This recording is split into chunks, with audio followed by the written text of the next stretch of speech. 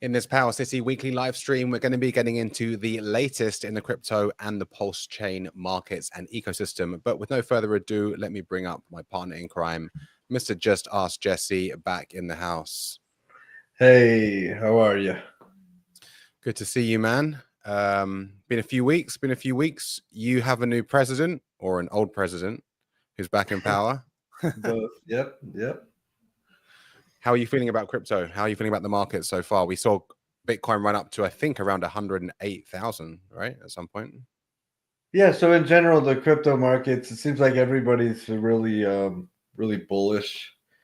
The president comes in and Gary Gensler from the SEC immediately resigns, and Ross Albrecht or Albright, he was pardoned, and it looks like the SEC is maybe taking a step back from being so harsh on crypto.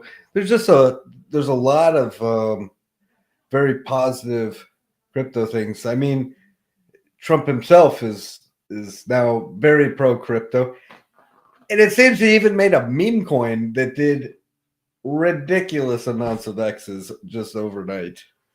I mean, so what are your thoughts on Trump and then Milana coming straight behind it? Right?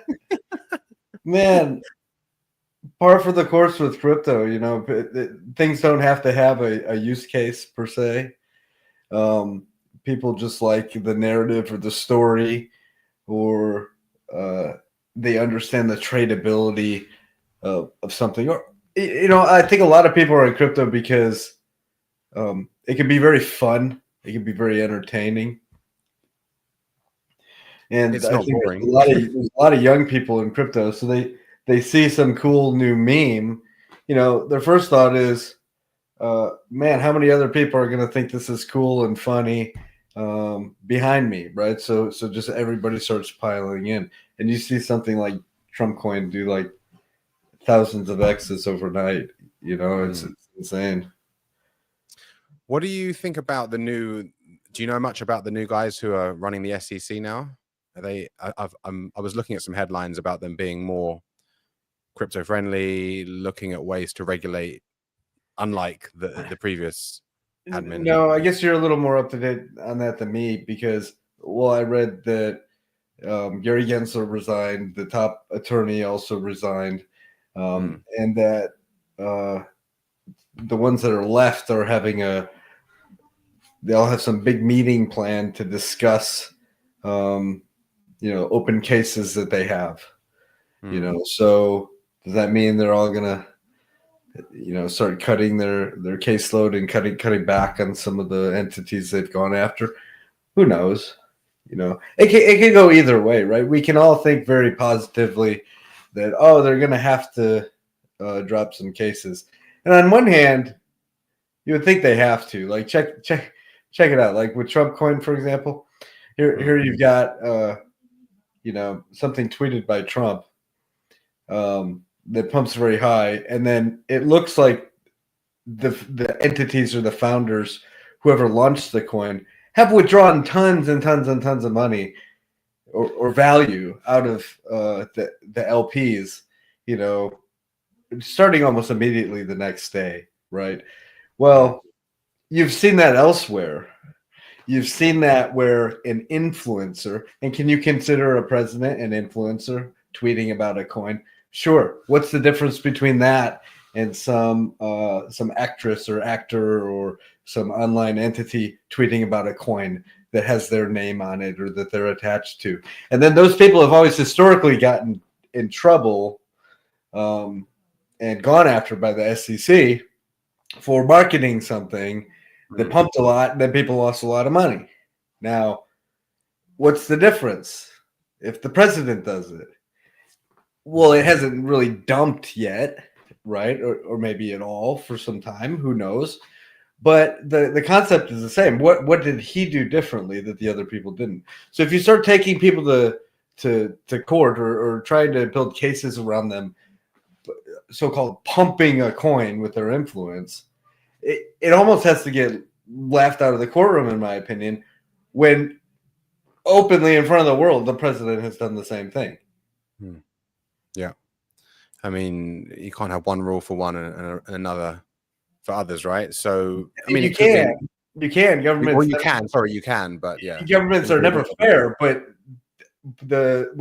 what's different about this government is the very guy who actually likes crypto and is very supportive of it now is the top guy in the government.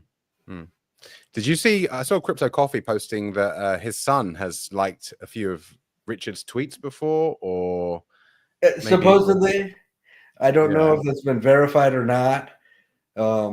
But look, Richard may be disliked by a lot of people, but I'm sure that people still read his tweets, and I'm sure he's still got silent supporters out there who have some influence or have some money or some power in the world. He's still got those people who may even be afraid to speak out to defend him at this time. Look, it's really interesting when you have a guy who's he really is hated by a lot of people, right? And he has some very serious allegations against him when it comes to tax evasion, and even the SEC stuff. Now, hopefully, it looks like that may get dropped or whatever, but there's still like this negative theme that's been kind of circling around him for a while. Now, if you think back in your entire life,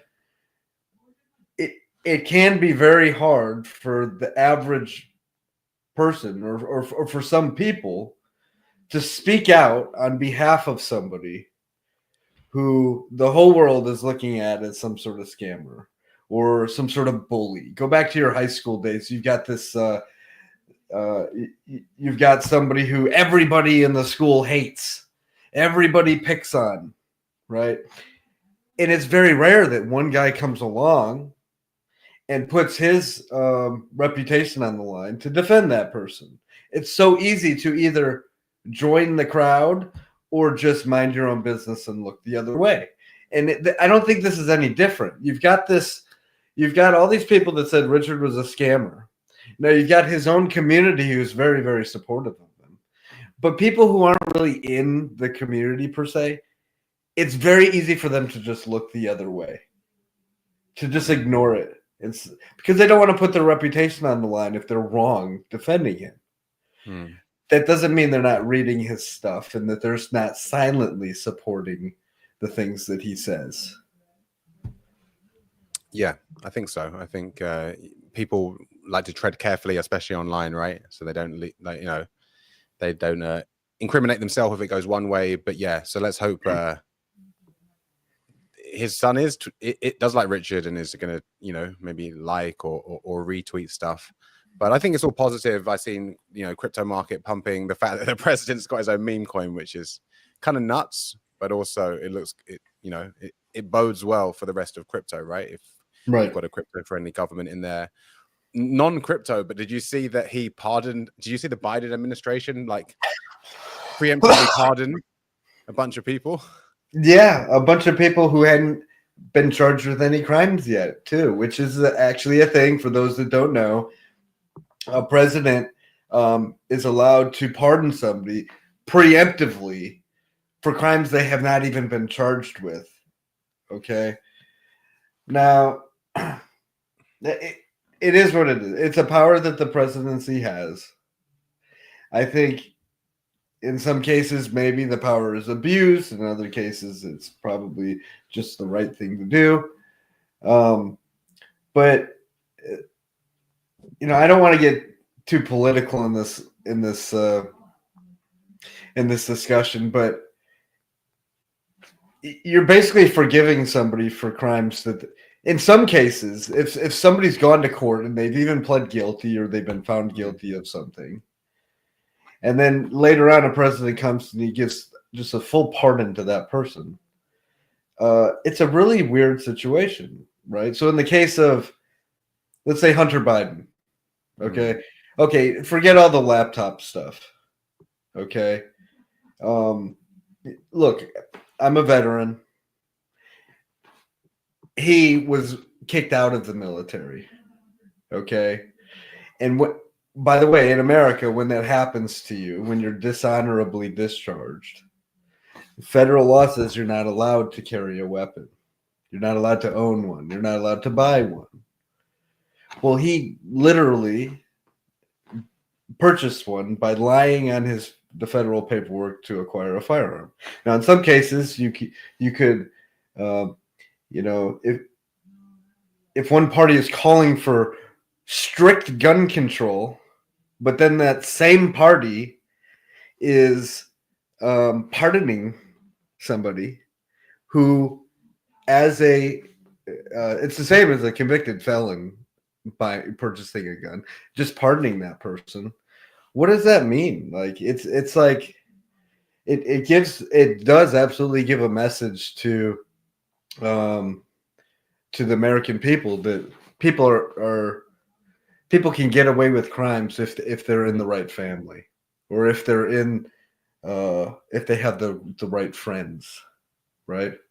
Mm-hmm. And look, if you've been pardoned, and in America you can't be charged with a crime a second time. So does that mean a convicted felon who has been pardoned for a gun crime can now still own that same gun, or maybe even buy more because they can't be charged for the same crime over and over and over? Right? It raises all sorts of weird little questions. Like, do we have a felon who can now run around with a gun because he's already been pardoned for that crime? He can't be charged again, right? So there are examples where it can be abused, but then there's examples where it's probably a very good thing. Somebody like Ross, okay? He invented some software. What did he do? He invented some software that allowed you to throw some ETH in the pool, okay, and withdraw it later on, okay? And he didn't charge any money for it. It was a free platform. The contracts were simply launched. Anybody could launch a front end on top, a front end for it. But because he invented that code that allowed people to do that, he's thrown in prison for like the rest of his life. I mean, there's murderers who get less time than that. I just watched a documentary about some lady who killed her own kids, and she only got 12 years. Okay, and you have this guy who invented some code on the Ethereum blockchain that allows you to throw some ETH in a pool, and he gets like life. All right, so there are clear examples where it's like, wait a minute. This guy deserves some mercy here. Let's give him a pardon. I think in that case, yeah, and I think it's great for him. He's got the full pardon from Trump. I think it's bizarre that you preemptively pardon someone. Like, why would you preemptively pardon someone if they're not guilty of something, right? So I don't want to get too conspiratorial, but yeah, that's kind of weird. And obviously with his son Biden, that's just, come on, his laptop. That guy, there's more evidence of that guy doing weird stuff than anyone ever on record. But anyway, right. I think Trump in power, crypto pumping because of it, and obviously having his own meme coin, him and his wife having their own meme coin, is beneficial for the space, but we will see. But that being said, crypto keeps going on, banking DeFi yield keeps going on. Something I want to talk about actually before I forget. A few weeks ago we touched on this. Let me share this screen. We've got the power play pool. I think people are still sleeping on this with two fucks and how much APR you can get. So we've got the power play pool at the moment over on Fucks, which you can put in either Flex, Wrap Pulse, Earn, and Watt. And you've got a quite tasty APR down here of 15 to 32%, depending on what's going on. Right. You can get your LP tokens from here and bounce over to 2Fucks, where, I mean, let's have a look at the APR at the moment here. 132, nearly 133%. So we talked about this, I think, last month, but there's a few pools. This is one of them. We've got the power play pool. We've got the stable pool. What do you think about this APR at the moment? 132.9%. Yeah, that's to dream for. Look, not everybody gets into something like that Trump coin and makes millions of dollars overnight. Okay, but what you could do is get into something that pays a good yield, like 133%, and have just a constant flow of new value coming into your new wallet that allows you to reinvest that however you want to, right? It's like having free money that lets you, do whatever you want with it. Go buy your meme coins. Go buy more Hex. Go buy more Pulse. Whatever you want to do with it. So yield, I have always liked yield plays because it's cool to just throw something in a pool and sit back and collect additional value. Yep. When the market's going up and down, you're still, rather than leaving them in your wallet and not getting anything, you can jump into Fux between 15 and 35%, and then jump over here. Shout out to Fast Abdul in the chat too, here for the tech, and get nearly 133%. There's also the stable power pool, which is a mix of HexDC, PXDC, and Wrap DAI. Right. Not as high as an APR, but remember, this is stable coins, right? So you're just pretty much no chance of impermanent loss here, right? Or very, very low. Very well, yeah, like pretty much non-existent, right? Because the pools kind of self-balance the way they work. But then when you go to withdraw, if you have more of one than the other, well, they're all stable coins. They're all still redeemable for $1 regardless, right? HexDC is always going to be worth $1 because it's redeemable for $1 worth of Hex. PXDC is always worth $1 because it's redeemable for $1 worth of Pulse X. And then DAI is always worth $1 because it's always redeemable back for $1 worth of ETH. Right? So it doesn't necessarily matter which one you're left with. Different stable coins have different fees associated with redemptions and whatnot, but those are kind of negligible when the value of the coin itself stays pretty consistent. Yep. And like you said, people could have stable coins, right, sitting in their wallet, sitting on the side, waiting for an opportunity, or you could be parking them in somewhere like this, getting some yield, and still no time lock, able to get your stable coins when you want, if opportunity arises. And let's not, again, shout out to Fast Abdul. Let's not forget about, you can take him over to, hang on, let me share this tab, to Fux 2, and then stake your LP tokens. And just for anyone who's watching this and wants to know how this works, Fux, you're staking like you're a whale, right? Because it's like, even though it's your keys, your coins, still, there's a combined the vote for where the fees get where the admissions get directed to, they're kind of pooled. They're like a whale is voting for the thing that you're in. Yeah. So still obviously we'd all love to get into Trump, right? A couple of $100 and make a couple of million, but if you didn't yeah, what did you say earlier? Some guy put in $150 and he withdrew $4 million worth. Yeah, I saw something on Twitter about some guy throwing in $150 and then having 4 million. So I mean that obviously that's the crypto dream, right? But for every one guy, or how many guys have done that?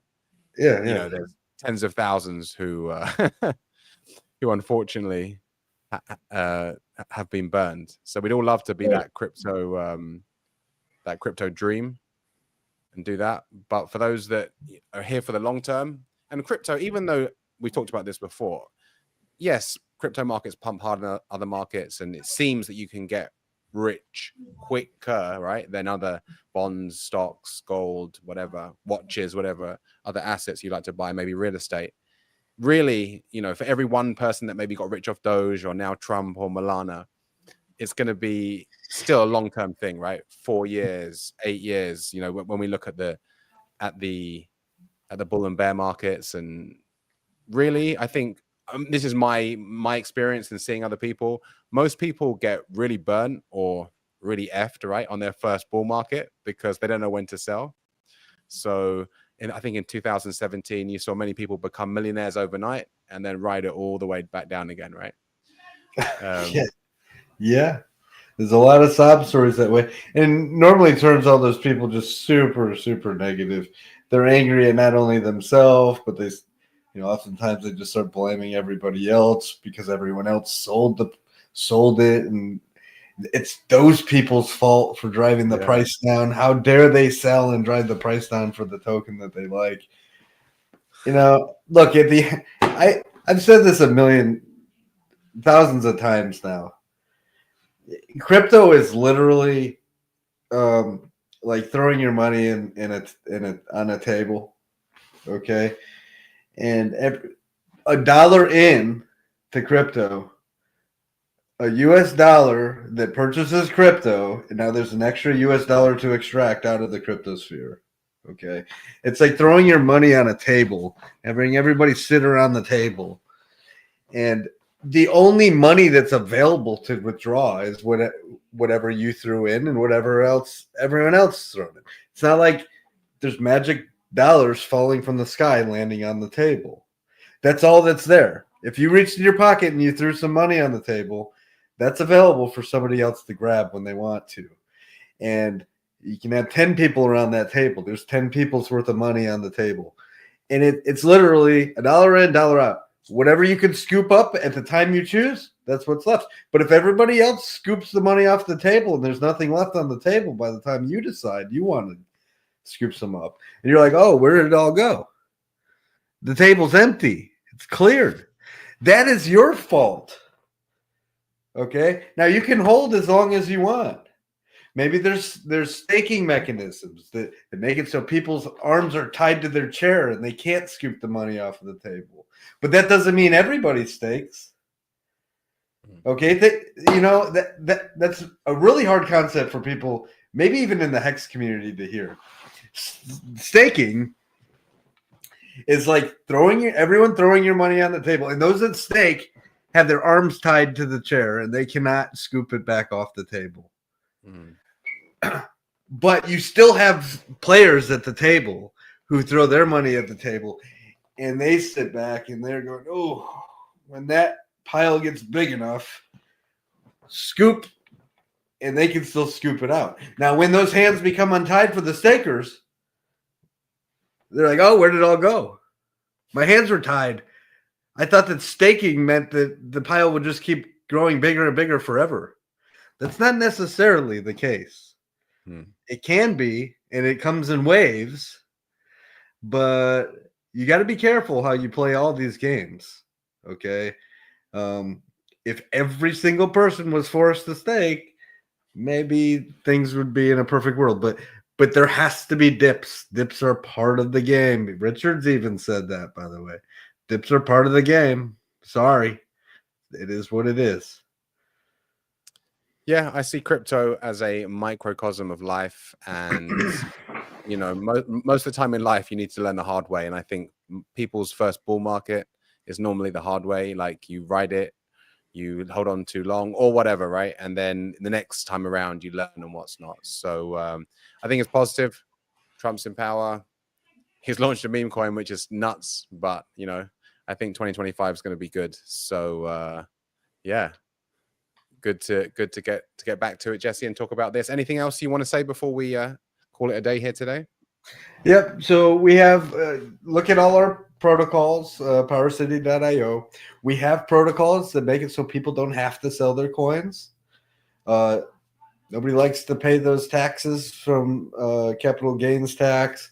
So maybe that might be a reason why you might want to use one of these protocols, or maybe you just don't want to drive the price down. When you are the one that scoops that money off the table, maybe you don't really want to impact the value, the price itself. You don't want to dump the price. Well, you can literally just turn around and lock those coins up in a vault and mint some stable coins, go dump those instead. Right. So yeah, we talked about this sorry, just to interrupt, but I think I told you a couple of weeks ago, but just to reiterate, I had a very good friend who had a bunch of Pulse X from a sacrifice. He was in a big pool, and he needed some money to do some work at home. He ended up using Earn. He kind of timed the bottom very perfectly, and not only did he get the money to do his renovations and what's not, but he also, it's gone up, so his vault's even higher collateralized. So he kept all that price appreciation from from Pulse going up. Yeah. And then next time we're going to have to go through some math that I talked about a long, long time ago. What happens when you sell a coin, or what, like your chance of going up in value drastically goes down, because not only are you selling the price down, but your coin count is shrinking, right? Mm. Remember a long time ago doing that math where if something how did I do it? If something does a 2x and you sell, you take half of the value out. Well, you only have half the coins left. Yeah. So if the price 2x's again and you take another half of the coins out, now you have only a quarter of what you started with. And it actually starts to become harder and harder and harder to gain value, because your coin count is just shrinking and shrinking and shrinking. The cool thing about a protocol like Earn or Flex is you get to keep all that appreciation by simply locking all those coins up in a vault. And you can extract that value in the form of minting stable coins. But if the value of the thing you have in the vault increases, you're still capturing the full appreciation. You haven't disposed of any coins. They're just sitting there in a vault, and they're all appreciating together, right? So if you get two people, one guy who sold his bags and the other guy who vaulted his bags, and the price happens to go up, the guy who vaulted his bags has way, way, way more money or value than the guy who decided to sell, right? And maybe we'll go through some math examples of that next time. People Let's do that. May have forgotten how that math works, and it's pretty amazing.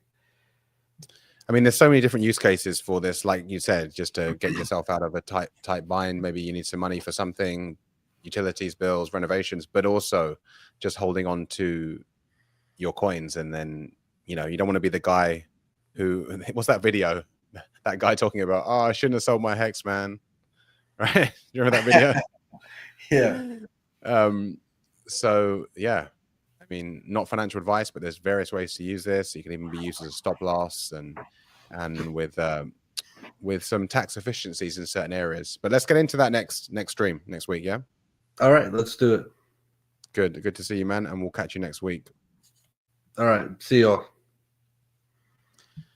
Thanks for watching, guys. And for any of our live dApps, which is Portal X Swap, the Earn protocol, the Flex protocol, Amplifier front end for both the liquid loans and the Earn protocol. And then also we have the POWERCITY core. You can find the links to the correct dApps below this video. Thanks for watching, and I will see you guys on the next one.